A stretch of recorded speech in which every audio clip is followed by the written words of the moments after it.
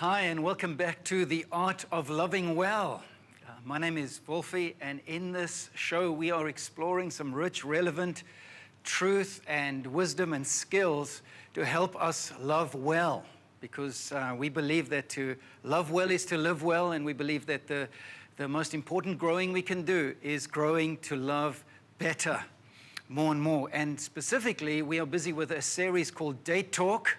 This is part 2, and this is all about helping those of you who are single, who are not yet married, to do relationships well, to navigate this exciting, often challenging, difficult, confusing journey as best as you possibly can. And we want to find some rich and relevant truth to help you with that. So previously on Date Talk, we looked at this truth that we all need help.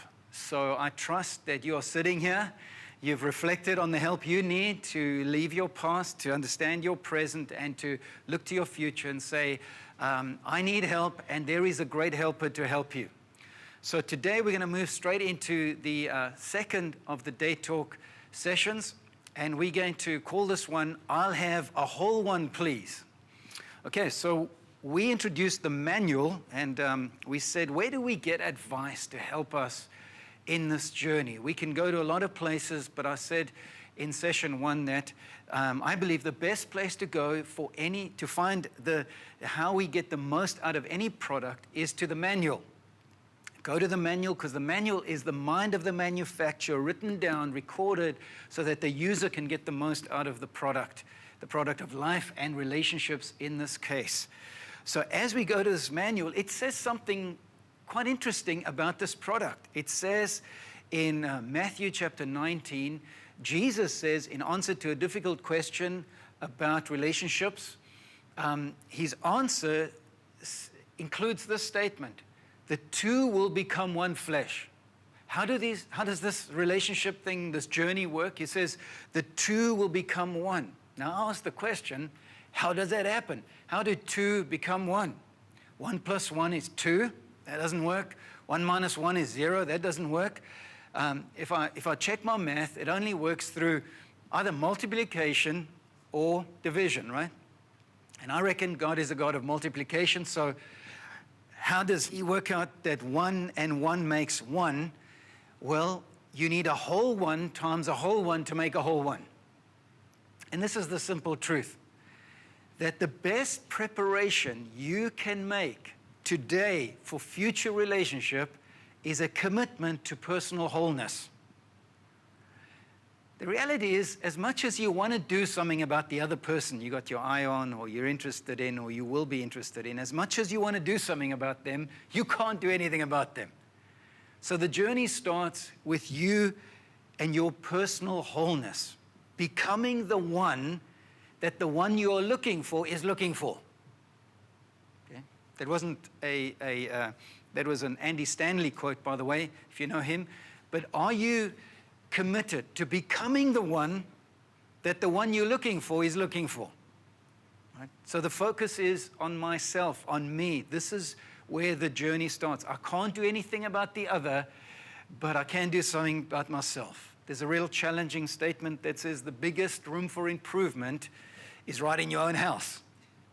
All right, so I just want to say to somebody next to you, or say to yourself if you're watching, I am making a commitment to wholeness. This is what this is all about today.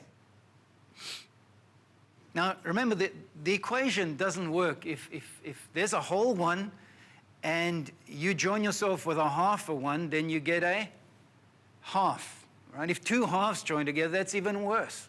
So there are 2 conclusions you've got to make out of my premise here.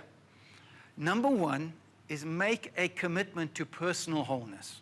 Okay, you can do something about your own wholeness, about where you're at now and where you're going. You can do something. Make a commitment to personal wholeness or oneness. And the second conclusion we draw out of this premise is that if you are looking for somebody, look for a whole one. Begin to be self-aware of your own wholeness or lack thereof, or areas where you need to grow in wholeness, and also begin to be aware of others and their lack of wholeness. If you see a half a one coming your way, you might have to make a good run. Or at least say, stop. Whoa, okay? Don't just say, wow. You know, if it's not a whole one, say, whoa. This either needs time, you need some time, but if I would just join myself to half a one, this is not going to work out the way the manual instructs, okay? So our commitment today is, I'll have a whole one, please. I will be a whole one. I commit myself to personal wholeness because that's what I can do today to prepare myself well for future relationships. Now, you might ask the question, what does a whole one look like? Okay, does it mean perfection? Now, listen, please, it cannot mean perfection because I definitely would not have been a candidate for marriage if it meant perfection. Right? None of us are perfect. If your fantasy is that you're going to meet Mr. or Mrs. Perfect, you're going to have to commit yourself to celibacy. Okay, that is, you're going to be alone because the last man who ever saw a perfect woman on the face of this planet was Mr. Adam. And the last woman who ever saw a perfect man, just for a short period, was Eve. Since then, we've been flawed. Since then, we've been hiding behind fig leaves and saying, the woman you gave me, she made me do it. And it was the serpent's fault and all that. And since then, it's been this. Since then, it's been a journey of not perfect love, loving perfectly, or one perfect person loving another, but an imperfect person receiving a perfect love from God and using that to love other imperfect people well. So it's not about perfection, but it is about wholeness. And I want to give you, I believe, I'm going to give you 6 statements that I believe a whole person can make. And I believe a wholeness is that we are intentionally on a journey to grow in all of these areas, to be able to confess and make these statements about ourselves confidently and accurately. Okay, are you ready? These 6 are going to be the following. When you can say, I am loved, you are whole. When you can say, I have a life, you are whole. When you can say, I am unique, you are whole. When you can say, I am a man, I am a woman, you are whole. When you can say, I am valuable, you are whole. And lastly, when you can say, I have left, you are whole. All right, so quickly, let's go through these. And I want you just to think about how these would apply to your own life. Now, you know, in life, in our journey of life, people want to stick all sorts of labels on us, right? You this, you that, you this, you that, you aren't this. You are the one who has got to find you've got to define yourself. Otherwise, everyone else will define you. And you've got to decide, in fact, who do you define yourself by? Right? I believe the best definition, the most powerful words ever spoken from heaven to earth were spoken to Jesus Christ himself when the Father said, you are my beloved Son in whom I'm well pleased. And you need to hear from heaven what you are, who you are. That is the only thing that should define you, the Father's voice. See, you can, as a man, you can look for a woman to tell you who you are. She'll never tell you who you are like you need to hear it. Girls, as a woman, you can look for a man to tell you who you are, but you'll never hear it from a man like you need to hear it from the Father. So what are these? Let's look at these 6 things that I believe you need to know and grow in order to develop your personal wholeness. Are you ready? The first one is, and I'm gonna just do this to help us memorize. The first one is this: I have a life. I am whole when I have a life. I have a life when I'm not looking for a relationship for some other person to give me a life, but I've got one myself to give when somebody else comes along. When somebody comes along, I want to have a life to give them, right? I don't want to be like a leech that, oh, you're coming along, I need life.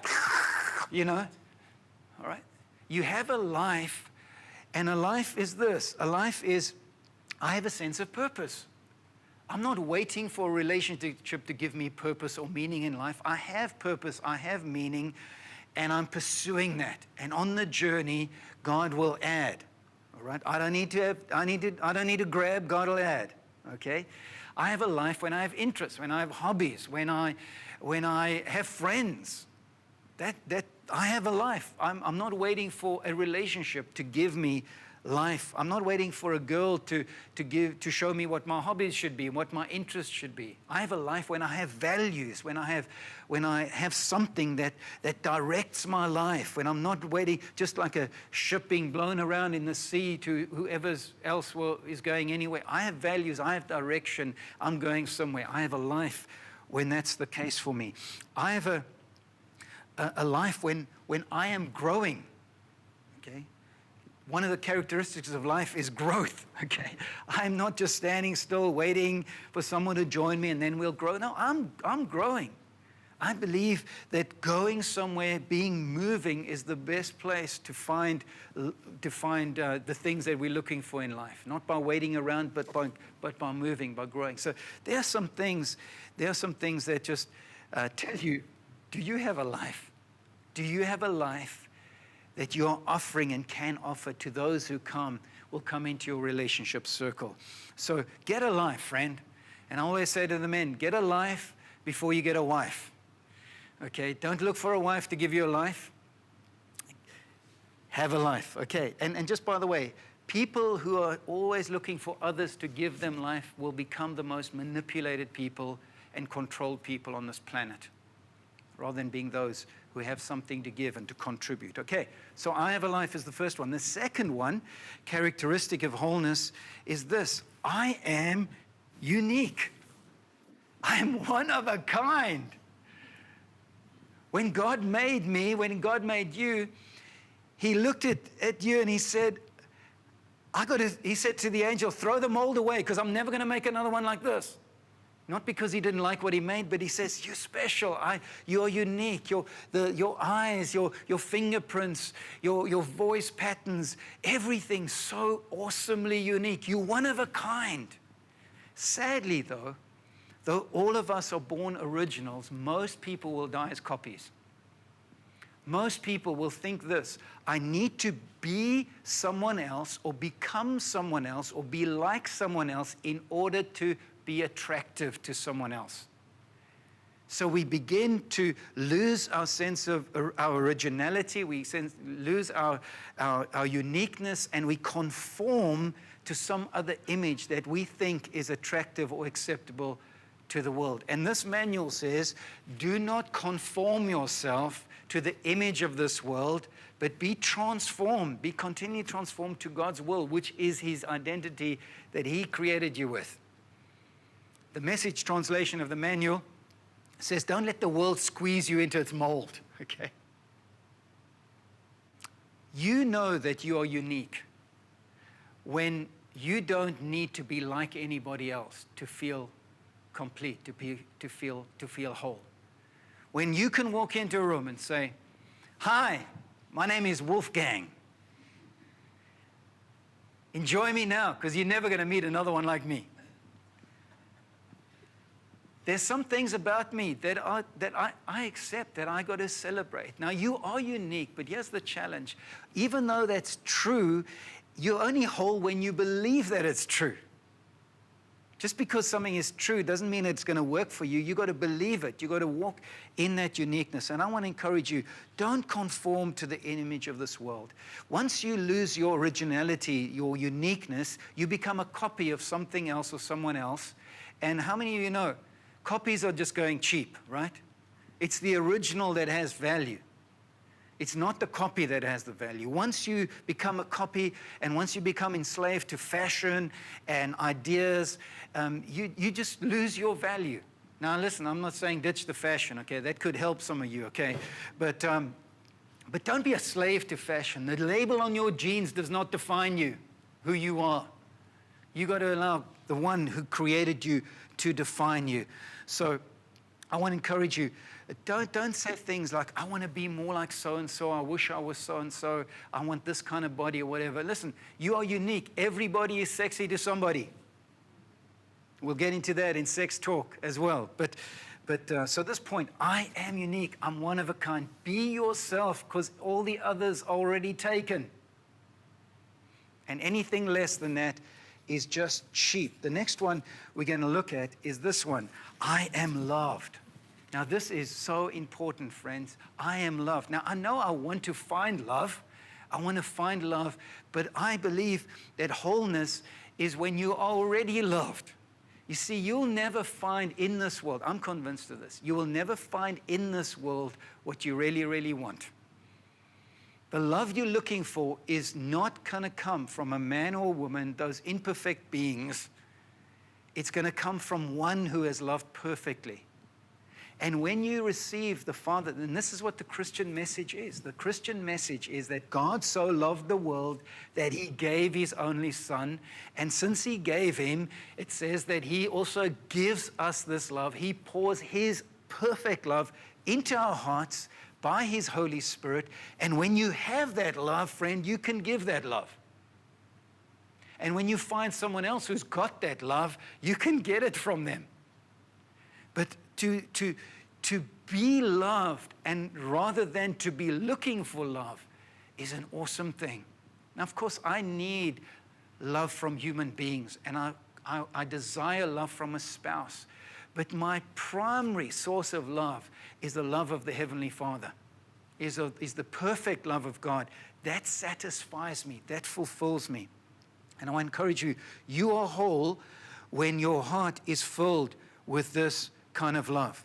No greater love is anyone than to lay down his life for another. I always say that husbands want to lay down their wives, but they don't want to lay down their lives. You want to find a man who will lay down his life for you because he's got the love of Christ, the one who laid down his life in him.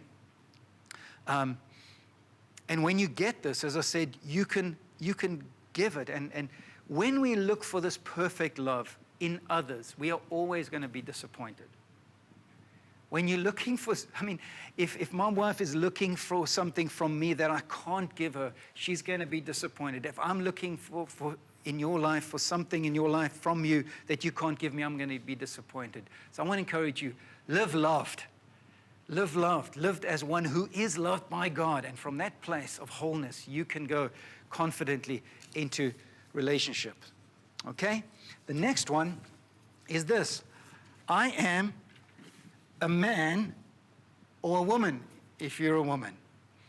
And notice what the manual says. We read it in session 1. It says, he created them male and female, but then it goes on and it says, therefore a man will leave his father and mother and be joined to his wife. Now, I think being a man and a woman, part of that wholeness is our sexual identity. We are created male and female, the manual says. And I know there's a lot of confusion today, gender confusion. And we live in a world that's just got all sorts of opinions in that. And I just want to say to you, if you are struggling with your own gender identity, I think that is part of wholeness. And I just want to encourage you, find a safe place to talk to somebody about that. I believe every Christian should be a safe place for you to talk, or for them to talk, to find places in churches where we can talk about gender identity. But the point of this wholeness isn't that, although I do believe that's hugely important for relationships, obviously, but this is about maturity. He was created a male, but he became a man, and it was a man who left and who joined himself to his wife. And I just believe that one of the signs of wholeness is that we are maturing. Being a male is a matter of birth.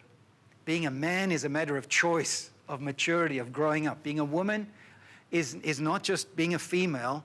It is being a mature woman, one who's grown up, who's made choices of maturity to become that which is ready for relationship. So I believe one measure of wholeness is that we are growing in maturity. I am growing to be a man. In the Great Love chapter, Paul says, when I was a child, I spoke like a child, etc. When I became a man, I began to speak like a man. There is a growth process, and I just want to encourage us. Wholeness is not that I am fully mature, but I am on a journey of maturity. I am becoming more and more of a man. And when someone of the opposite sex meets you, they should meet somebody who is growing, who's on a journey of maturity, not just hanging around waiting for something to happen.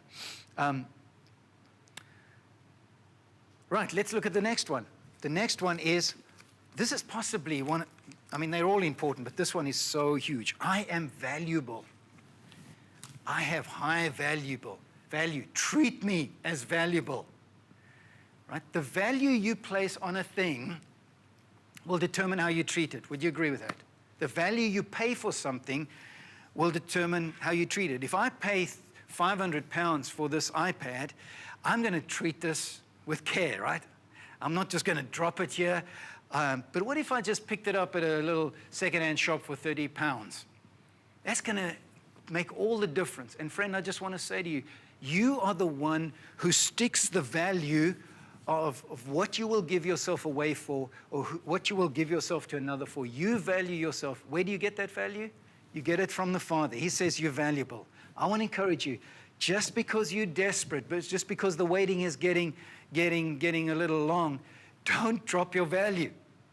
That's what shopkeepers do, right? When you get too close to the sell by date, use by date, what do? They put a discount on the thing. And sometimes, I met someone a while ago who said, you know, Wolfie, if I really look back on my relationships, where I messed up, it was when I got desperate. And when we get desperate, we drop our value. And listen, once you've given yourself away cheaply, it's very, very difficult, if not impossible, to get your value back up again. Some people say, why does he treat me so badly? Why does she treat me so badly? It's simply because you gave yourself away cheaply. You set the value too low. And you've got to decide as a whole person, you've got to say, I am worth it. I'm worth. Like, I want to ask you, ladies, what's it going to take for a man what does he have to pay to have coffee with you? To take you for a dinner, to hold your hand? What does he have to give? What does he have to give to touch you where only your husband is supposed to touch you? What does he have to give to have sex with you? What's the charge? Is it like, hey, anything, I just want something, I'll give it away for anything? Men, the same thing. What will you give yourself for a girl that just flaunts herself at you, just throws herself? What is it? I suggest basically for sex, it's not 3 words, okay? I love you is never enough. That just never enough, okay? It's 2 words. I do is the only thing you want to, that's the price. You want me? I do is the answer, okay? That's the price. But the point is simply this. Don't give yourself away cheaply. Keep your value as I am valued, because I am created in the image of God. He made me. He loved me enough to give his life for me. That's why I have value. If you want me, you got to pay a high price. I do not come cheap. Just say to someone around you, I don't come cheap because I'm valuable. The last one I want to look at today is this one. I have left. Woo. We still got space. I have left. The manual says, so this man grows up, and then it says, therefore, because we were designed for a relationship, the man will leave his father and his mother, and he will cleave or join himself to his wife. Now notice he doesn't cleave or join himself to his girlfriend, right? To his wife. Okay, this is where marriage is instituted in the Bible. He creates them, male and female. He shows them the plan that they to be joined together, and then they do join together, man with his wife. But it says he leaves in order to cleave. And here's the thing, the way you leave is the way you'll cleave. The way you'll leave one place is the way you'll join the next place. This is a principle for life. You leave one job, you get to with all your baggage, you get to the next job, it's just as miserable. Why? Because the way you left is the way you'll arrive. Okay? If you don't leave properly, you won't cleave properly. And sometimes in life, you've got to look around and say, what is the common denominator? It's me, okay? I went into a new relationship, and guess what? There I was. You know, I went into a new job. I left this church. It wasn't going very well. They didn't love me over there. I went to the next church. Oh, there I was again. The way you leave is the way you'll cleave. And I want to encourage you, there's stuff in your past that'll be the greatest hindrance to your future. Past relationships, pain from the past, your parents, the patterns that you picked up from the parents. To leave means to unattach yourself, to separate yourself. In some cases, to abandon. Now, obviously, you don't want to abandon your parents, but there are some things you need to abandon.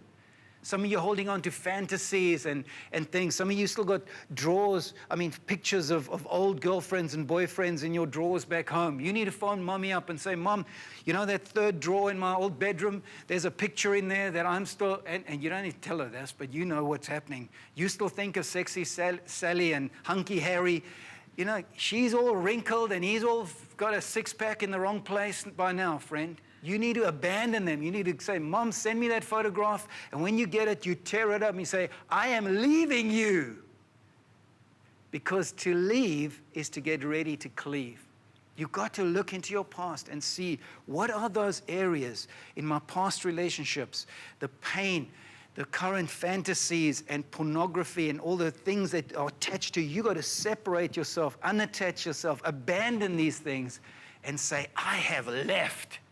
And now I'm ready for the next part of my journey. If you do not do that, you will not walk in wholeness. So those are the 6 areas of wholeness. I'll just leave them on as we land this. I want to encourage you. There is one who can make you whole. There is one who can make you whole. When a woman comes to Jesus and she's all messed up, he says to her, he meets with her, he talks to her, and when he's finished with her, he says, peace. Go in peace. Go in wholeness. If you're looking for wholeness and you're saying, Lord, make me whole, he's the one who can do it. So he says, your faith has made you whole. Jesus can make you whole. Have the attitude of the prodigal son. You know, our journeys often start like this. Father, give me, give me, give me. Give me my inheritance. Give me a wife. Give me a husband. Give me a relationship. But what does he say at the end of the journey? He says, Father, make me. Make me whole. So our date truth for this session as we end this session is, I'll have a whole one, please. And I'll be a whole one, please. Amen. In the next session, we're going to look at understanding the opposite sex. This is going to be hugely helpful for you. And I remind you, to love well is to live well. Thanks for watching.